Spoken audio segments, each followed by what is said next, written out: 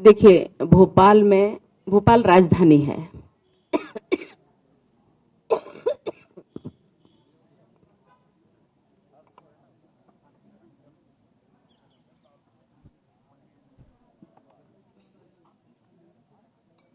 भोपाल राजधानी है मध्य प्रदेश की। यहाँ मुख्यमंत्री कार्यालय है। पूरे प्रदेश से या पूरे देश से जो भी अपेक्षा होगी माननीय मुख्यमंत्री जी से, यहाँ लोग आते हैं। मैं यहाँ की सांसद हूँ। प्रदेश का नेतृत्व हमारे माननीय मुख्यमंत्री जी कर रहे हैं, शिवराज जी।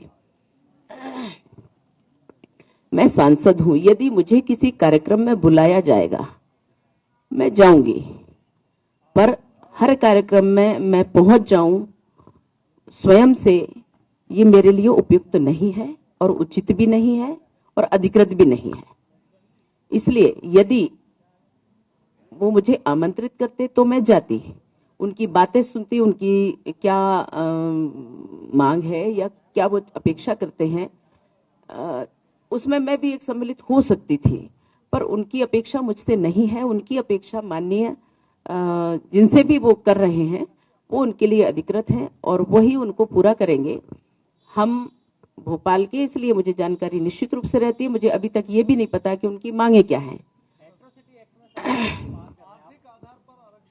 ऐसे नहीं, मेरे पास अधिकृत जानकारी होना चाहिए तो मैं बोलती, पर जब अधिकृत जानकारी नहीं है, मैं उस विषय पे कुछ भी कहने के अधिकृत अधिकारी नहीं हूं।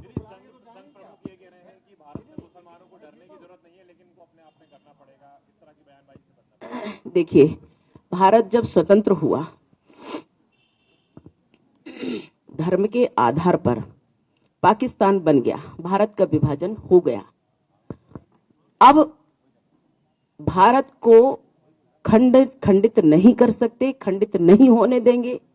और जो लोग भारत में रहे वो इस बात पर रहे कि ये लोकतंत्रात्मक देश है, उनको भी अधिकार है। परंतु यदि देश के पक्ष में, देश के हित में, देश हित, राष्ट्र सर्वोपरि को मान करके यहाँ रहेंगे तो निश्चित रूप से चाहे कोई भी हो वह यहाँ निवास कर सकता है। अतिथि देवो भव हमारे यहाँ की शास्त्रोक्त परंपरा है, उसमें रह सकते हैं। परंतु जिस प्रकार से अलग ये हमारा देश और विचारधारा अलग, यहाँ का कार्य, यहाँ खाना पीना और गुणगान किसी और देश के, कहीं और कुछ होता है तो वहां क्या पक्ष लेना और देश को, हमारे को गलत बोलना, ये स्वीकार किसी को भी नहीं होगा, जो भी देशभक्त होगा उसको।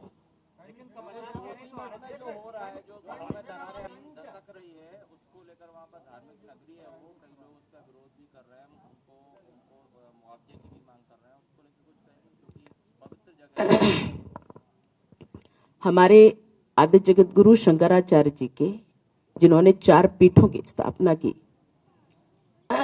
4 मठों की स्थापना की, उनमें एक मठ जोशी मठ है, बहुत महत्वपूर्ण, हिमालय पर है।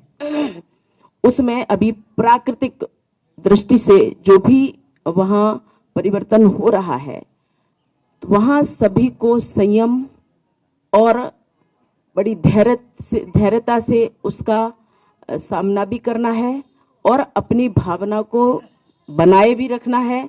कहीं भी किसी प्रकार से उनको उद्वेलित नहीं होना है, किसी के बहकावे में नहीं आना है, अनर्गल प्रलाप करने की आवश्यकता नहीं है, क्योंकि माननीय प्रधानमंत्री मोदी जी ने वहां पूरी तरह से रेस्क्यू करने का और व्यवस्थाएं करने का, उनको सुरक्षित रखने का, वहां के लोगों को सुरक्षित रखने का, मठ को सुरक्षित रखने का पूरा संकल्प लिया और प्रयास कर रहे हैं।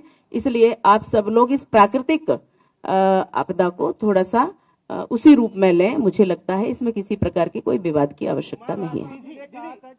तत्काल जितना भी इंफ्रास्ट्रक्चर डेवलपमेंट होता है, उन्होंने इंफ्रास्ट्रक्चर माफिया का भी शब्द का उपयोग किया था कि तत्काल प्रभाव से इंफ्रास्ट्रक्चर रोक देना चाहिए, नया निर्माण रोक देना चाहिए। हमारे माननीय प्रधानमंत्री जी, मुझे लगता है सभी तरह के विचारों को करके फिर उसका निर्णय करेंगे। हम अभी कुछ भी नहीं कह सकते, क्योंकि हम यहाँ बैठे हुए हैं।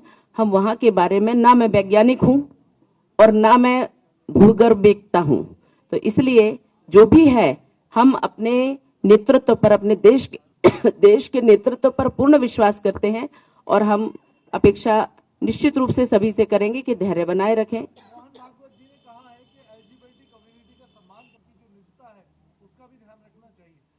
भारत में सबकी निजता का ध्यान रखा जाता है। भारत में सभी को बोलने का अधिकार है, पर यह भी निश्चित रूप से इस अधिकार का दुरुपयोग जो नहीं करेगा उसका सम्मान सदैव किया जाता है भारत में, और सभी करते रहेंगे। ये हमारी संस्कृति है। दीदी, आपका जो कर्नाटक का बयान था उस पर 100 रिटायर्ड आईएएस आईपीएस लिख के आपकी संसद की सदस्यता निलंबित करने की, बर्खास्त करने की मांग करी, चिट्ठी लिखी। मैं संविधान का, कानून का पूर्ण पालन करती हूं। अभी जो रिटायर्ड हैं उनको क्या आवश्यकता पड़ गई, वो तो बहुत कुछ जानते हैं। वर्तमान में तो कभी किसी ने शिकायत नहीं की। क्या सिर्फ वो कानून पे चल रहे हैं या वही कानून जानते हैं और कोई कानून नहीं जानता जो वर्तमान में सर्विस में है? करें शिकायत। जनता को भी पता होगा कि क्या अच्छा है, क्या बुरा है, क्या कानून है, क्या गैर कानूनी है। ऐसा है, देश में तमाम प्रकार के, तमाम विचारधारा के लोग रहते हैं, और यदि मैंने महिलाओं की, लड़कियों की सुरक्षा के लिए यदि उनके अधिकारों को याद दिलाया तो इसमें उनको तकलीफ होने की आवश्यकता नहीं है। मेरी सदस्यता रहे तो वो खुश हो जाएंगे, या मेरी सदस्यता चली जाए तो वो खुश हो जाएंगे, इसका मैं बिल्कुल परवाह नहीं करती। सब अपने अपने गिरेबान में झांके, विरोध करने वाले अपने अपने गिरेबान में झांक के देखें। हम अपने स्वाभिमान, अपनी महिलाओं का स्वाभिमान, महिलाओं की शील की मर्यादा, महिलाओं के सम्मान के लिए सदैव खड़ी हूं और खड़ी रहूंगी। हमें ऐसे लोगों की बिल्कुल परवाह नहीं है। मैं, देखो, नेता क्या है, मैं पहले तो नेता नहीं थी, आज नेता हूं, परंतु मैं पहले भी महिलाओं के अधिकार के लिए या समाज के अधिकार के लिए, अच्छे समाज के निर्माण के लिए तब भी खड़ी थी, आज भी खड़ी हूं। जो सांसद का भी अधिकार होता है कि जो जहां विषम परिस्थितियां हैं वहां ठीक से कार्य करें, वो हम कर रहे हैं और आगे भी करेंगे। हमारे ऊपर, हम गैर कानूनी काम नहीं करेंगे, ये हमारा संकल्प है। हम संविधान का अपमान नहीं करेंगे, ये हमारा संकल्प है।